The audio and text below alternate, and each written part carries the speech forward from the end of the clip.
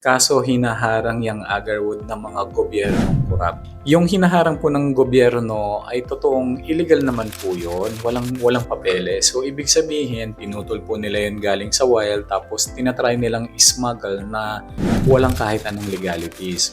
Pag ganun po yung nangyayari, smuggling po ang category nun, illegal po yun, nasa tama po yung gobyerno. Hindi po mali yung ginagawa nila. Ngayon, ang gobyerno naman kasi, pag tama yung ginagawa mo, pinapayagan po nila. For example, nakarehistro yung agarwood plantation mo, binibigyan kanila ng papeles, makakapag-export ka, makakabenta ka, hindi hinaharang ng gobyerno, nasa tama po ang gobyerno. Paano namin alam?